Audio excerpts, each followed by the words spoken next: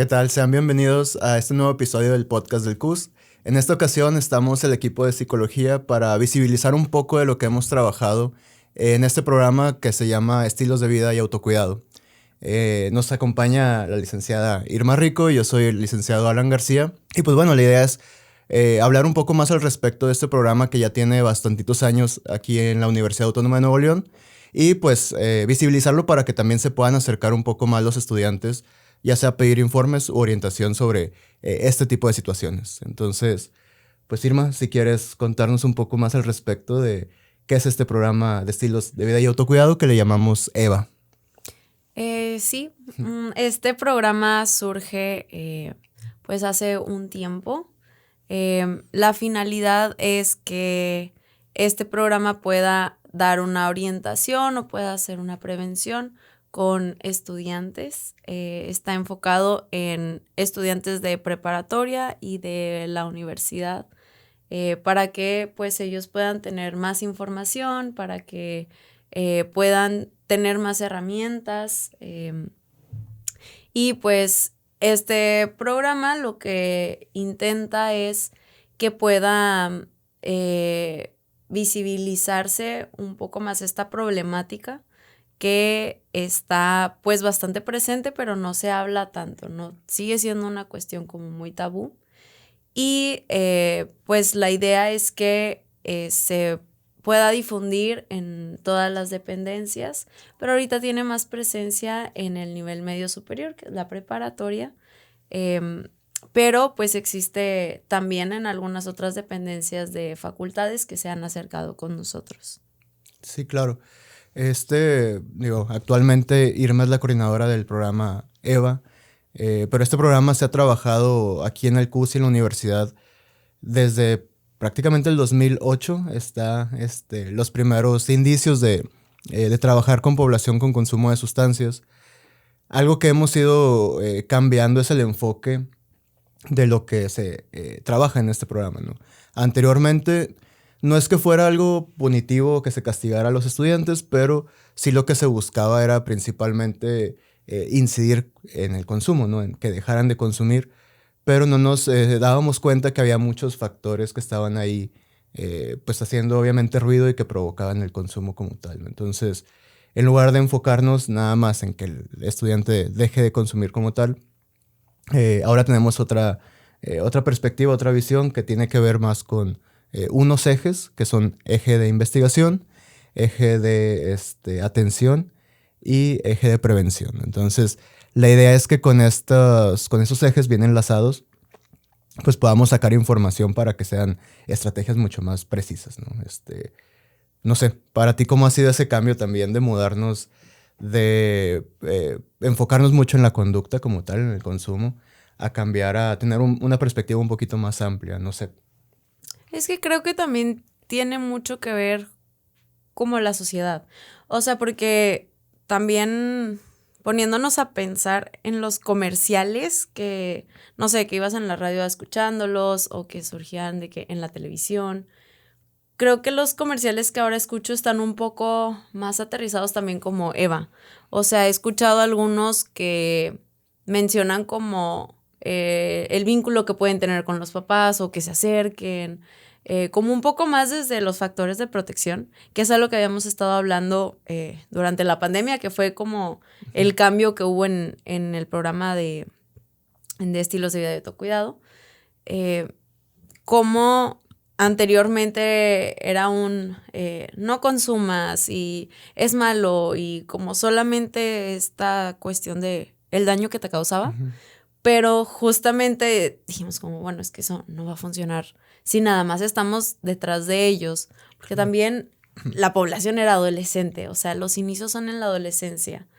Y conforme fuimos nosotros también como viendo otra perspectiva y viendo cómo en otros países se hacía de esta manera que ahora intentamos con Eva.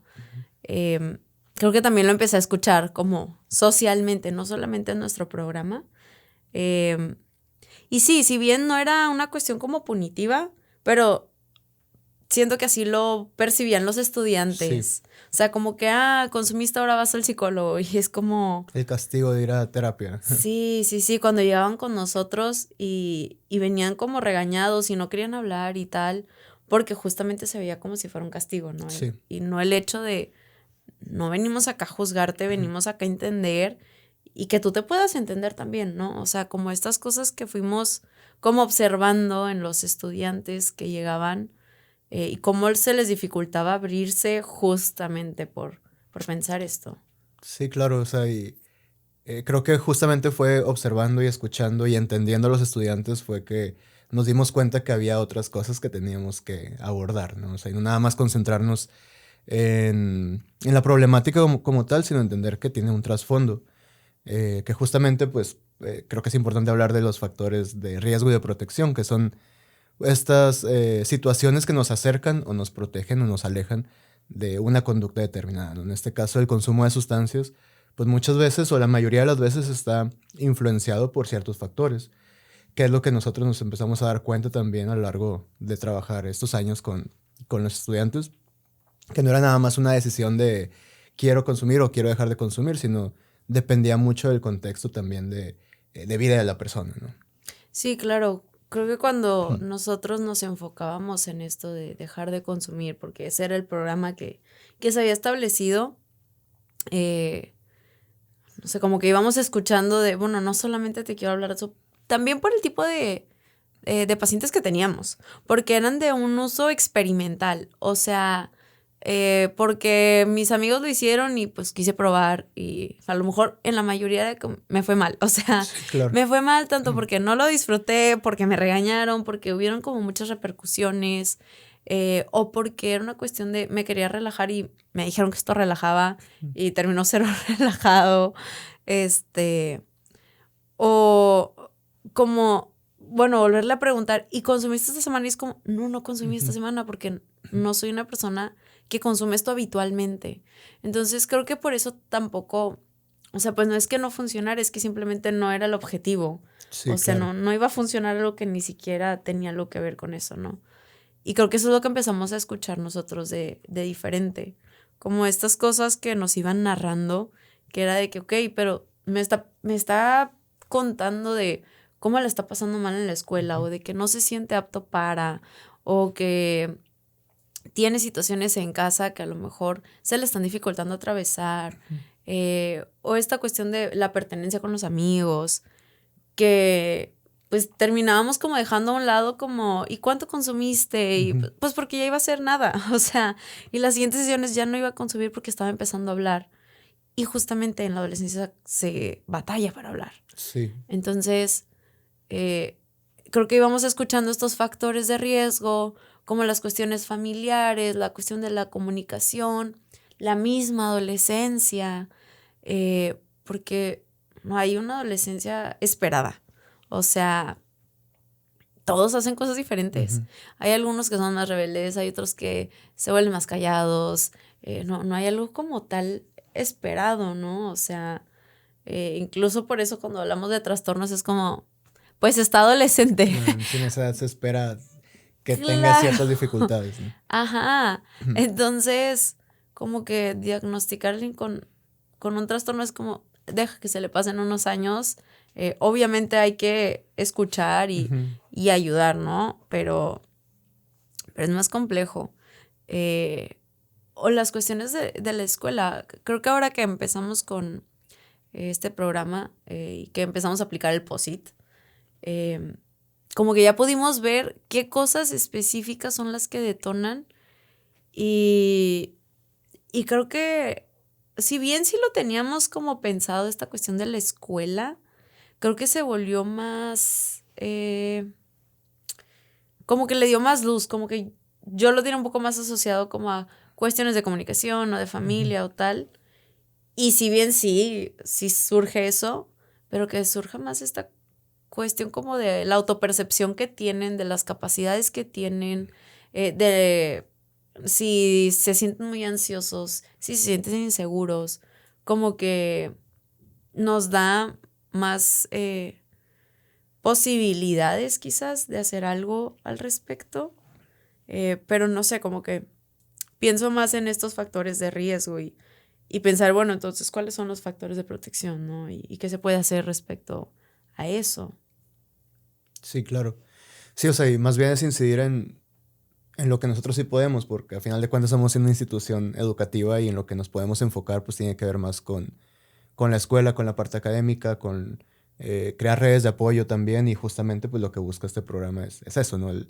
Que haya espacios donde un estudiante se pueda acercar y comentar que tiene ciertas dificultades, ya sea con cuestiones relacionadas a su familia, a la escuela, o directamente con cuestiones relacionadas al consumo, ¿no? Eh, que como le decías hace un rato, sigue siendo un tabú cuando realmente es un problema pues que es bastante evidente en nuestra sociedad. Eh, pero bueno, entonces parte de romper ese tabú pues es hablar abiertamente de este tipo de temas. Quitarles ese estigma también de que, no sé, en nuestros casos, ¿no? Que la mayoría de los estudiantes que llegaban por consumo de sustancias realmente era una cuestión experimental y no que cualquier consumidor ya tiene un trastorno por consumo como tal. Porque creo que hacer esa diferencia crea diferentes estrategias de intervención. No es lo mismo intervenir a una persona que ya tiene una dependencia como tal, a alguien que apenas lo probó por primera vez o que está relacionándose con ese mundo del consumo. Y hay muchas más cosas que se pueden hacer todavía en ese sentido para que no se desarrollen problemáticas más graves a futuro. Que creo que a final de cuentas lo que buscamos es eso, ¿no? No podemos incidir en la vida de la persona como tal, pero sí a lo mejor en que tenga pues, mejores opciones y decisiones. Y pues justamente lo que busca el programa es eso, ¿no? Sí, y que si nosotros no hacemos esa diferenciación, también como que pienso en las entrevistas que tenemos con los papás y que era como, es que se dice esto de las personas que consumen y entonces mi hijo ya es un adicto y va a dejar la escuela y es como, tranquilo, o sea, no va a pasar eso, que haya consumido una vez, hay que entender un contexto entero. No podemos juzgar a una persona a partir de una Sí, conducta. claro. O sea, hay que intentar entender, bueno, qué hay detrás de eso, por qué lo hizo, eh, qué está pasando en la vida de la persona para que esto sea o una cuestión de pertenencia, o sea, una manera también de, no sé, esto que decían como de relajarse, de que, bueno, ¿por qué no te estás relajando? O sea, Ujú. ¿qué está pasando? ¿Qué herramientas te están haciendo falta? Eh, Porque al final de cuentas es una solución a un problema. O Sí, sea, y no estamos tratando el problema, estamos tratando su forma de solucionar. Y es como, pues le puedes dar 400 otras opciones, pero si no estás escuchando, ¿cómo le vas a dar opciones? Es muy fácil decirle a alguien no consumas, pero no le dices, oye, pero ¿qué pasó? claro. ¿Cómo te sientes? Para entonces yo decirte, sabes que a mí me funciona esto, o me funciona el otro, o intenta tal, si ni siquiera está pudiendo poner en palabras. Y Ujú. justo eso, ¿no? Lo que decíamos de la adicción, o sea, algo que no está dicho y que creo que nos dimos cuenta porque terminábamos hablando y hablando y hablando y era como, no sé, nos decía, te tardas de que 6 sesiones y terminábamos teniendo 10 sesiones porque habían otros temas que los estudiantes tenían que hablar. Entonces, creo que sí es como muy importante esto. Y como dices, o sea, estamos en una institución a final de cuentas. No podemos hacer más allá como tal, eh, pero también pensar eso, ¿no? ¿Cuánto tiempo pasan en la escuela? Ujú. O sea, ¿y qué sí podemos hacer? Como esto de capacitar maestros, ofrecer pláticas para que los papás puedan ir e informarse, porque si no, después están súper alarmados. Y también, o sea, darles herramientas de qué pueden hacer ellos como papás, o sea, en qué te puedes fijar o qué cosas puedes hacer para que tu hijo no caiga en un consumo de sustancias, o si está en esa situación, qué puedes hacer. Creo que la herramienta más importante es justamente la información. Sí, claro. Sí, no, y vaya, también le va dando una narrativa al programa, ¿no? En este caso empezamos, vaya, el punto principal es obviamente el consumo como tal o un mejor estilo de vida, ¿no? En general, pero la idea también es obviamente tener una estructura, ¿no?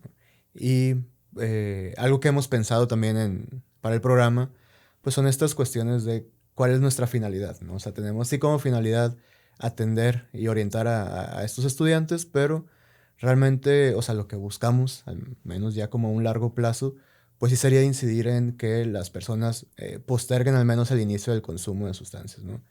Se sabe que pues entre más grande o de edad una persona empieza a consumir, pues menos problemáticas puede llegar a tener, ¿no? Entonces, desde ahí también ya es una prevención, ¿no? Atacar ese tipo de situaciones.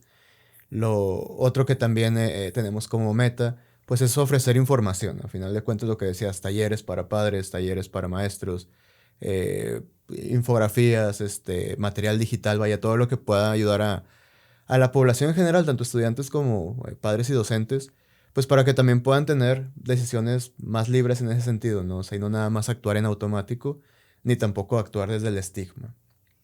Creo que esos son dos puntos bastante importantes. No sé si tú agregarías algo más también. No, creo que eso es muy importante y que también entender que les podemos dar esa posibilidad de elección, pero que tampoco podemos estar detrás de ellos de Ujú, que, y no podemos controlar la mente tampoco, ujú. como intentar que no consuman. No, a ver, yo te puedo dar las herramientas, pero yo no puedo controlar la decisión tuya Sí, claro. de llegar a consumir, ¿no? Em, y creo que eso es muy importante para entender porque también si alguien está en un consumo de sustancias, en una dependencia, y hay personas diciéndole, oye, puedes hacer esto, puedes hacer aquello, o puedes buscar ayuda, o he notado que pasan estas cosas, pues a final de cuentas, como es que a lo mejor no estoy haciendo suficiente, es que y como que también encargan como un poco con eso, Sí, y tampoco tiene que ver con culpabilizarse, ¿no? Es como, bueno, estás haciendo lo que puedes, pero al final de cuentas es la decisión de la persona. Em, pero creo que la información, eh, que ellos puedan saber que hay más opciones, que lo que sienten como que también esta parte del acompañamiento, ujú, saber que si yo me siento triste, enojado, estresado, impotente, frustrado, puede haber alguien que pueda escuchar ujú. eso, puede haber alguien que me dé un espacio, que me contenga, que si yo ya no puedo, me pueda sostener en ciertas situaciones, como estas redes de apoyo que se pueden como estar buscando desde maestros, desde los padres, desde las amistades. Creo que eso ayuda bastante. Sí, no. Y yo creo que lo que hace a un programa fuerte y que funcione, pues es que se vaya creando como este ecosistema, ¿no? O sea, nuestra finalidad es evitar o retrasar esta conducta, es ofrecer información, ¿ok? Eso es, o sea, como que le damos las herramientas, pero creo que esta parte importante que comentas de dar una orientación, una atención, un espacio para que se pueda contener, es lo que termina por cerrar este programa, ¿no? A final de cuentas, creo que esa es una pieza fundamental que en las dependencias se puedan acercar los chicos, que aquí mismo en el curso en algún momento también hemos estado trabajando con programas con estudiantes. Entonces, la idea es eso, ¿no? O sea, generar no nada más una estrategia así sola o suelta, sino más bien que sea un ecosistema de trabajo, de un proyecto como tal, tratándolo de una manera más integral, ¿no? Digo, obviamente ahorita solo hablamos desde el punto de vista de psicología. Ujú. Estaría muy interesante ver el punto de vista de medicina, a lo mejor también desde trabajo social, ¿no? Otras cuestiones que también lo aborden de manera diferente. Y creo que eso puede ser también para otro episodio del podcast del CUS. Pero vaya, digo, lo que queremos comentar a final de cuentas es que en la Universidad Autónoma hay bastantes programas que pueden apoyar a los estudiantes de diferentes maneras y para diferentes necesidades, ¿no? Pero que haya esta visibilización hacia el programa EVA, ese programa de estilos de vida y autocuidado, y que pues bueno, se puedan acercar si tienen alguna situación, alguna problemática. Entonces, pues bueno, que conozcan que existen este proyecto y que se puedan acercar directamente ahí a las dependencias. Sí, en todas las preparatorias se da este programa y están todos capacitados para eso. Y bueno, si alguien necesita ayuda en cuanto al consumo de sustancias, pues es importante que se puedan acercar. Y si no, también están en las dependencias de las facultades. También saber que si en las dependencias son las tanto de facultad como de preparatoria quisieran capacitarse o quieren más información, pues se pueden acercar al CUS para poder comenzar a tener este programa en su dependencia y atender a los estudiantes. Muchas gracias, Irma, por la información, por la colaboración en este trabajo y en este proyecto. Y a ustedes muchas gracias también por sintonizar este episodio especial del podcast del CUS. Y nos vemos en el próximo capítulo y recuerda que en el CUS te cuidamos de cerca.